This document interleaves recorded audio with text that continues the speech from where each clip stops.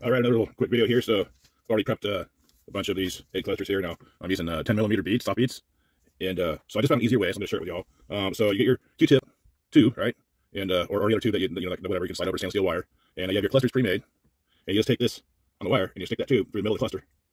All right, that is ready to hot dip.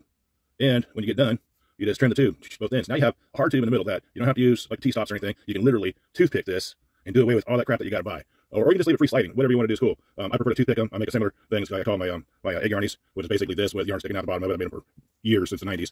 But they're not hot dipped, but these will be hot dipped because it just makes them look real, and underwater look awesome. So this is my hyperberry color, and hot dipped, it looks way too cool. Other than that, I've got thousands of the old school. These are old Jensen eggs. These are 10mm, and these are the little egg clusters. I've got about 6,000 left. Selling $20 for 100. So anyways, I'm going to go dip a few of these now so you can see that process again.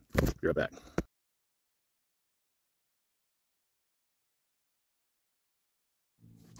Okay, we're all ready to dip now. Just put that egg cluster on the tube.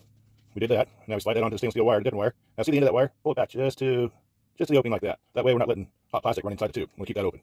So and then just like the video before, take that and dip it in there, let it drip a few times, then turn it so we get even coat there. You want the lighter color of the coating to go between the eggs so the color of the egg stands out. Makes for a more natural presentation. Once you have that, stick it in the water, you're good to go. Well, that's going. I also add this to my plastisol. It's a UV enhancer. It enhances the colors of the ultraviolet spectrum. All predatory fish have receptors in their eyes that can pick up the ultraviolet spectrum. So you're doing yourself a real disservice if you're not using ultraviolet in your plastic. And we can see it by the use of black lights. So that's where it becomes evident to us. But fish, they can see all the time. Again, that's scientifically proven for predatory fish, like salmon, steelhead, bass, cutthroat trout, and other trout species. Okay, so that's done. Ready to fish and pull it out there.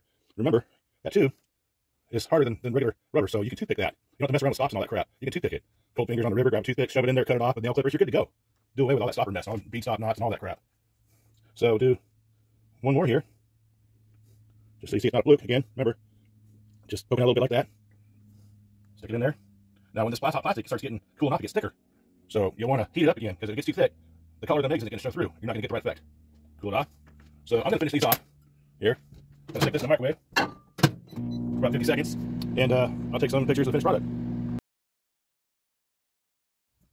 Okay, I also want to show you guys one more thing, that these float, not a little bit. They're super buoyant. And what that means is, when you have these on your line, and you have them all rigged up with your hook, that they're going to be neutrally buoyant, just like real salmon eggs. So without a hook or anything, they're going to float pretty high. But when you get that hook on them, they're going to be neutrally buoyant.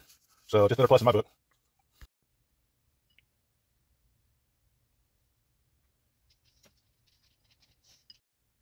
And that's what the UV does to them. That's what fish can see in muddy water, the ultraviolet light.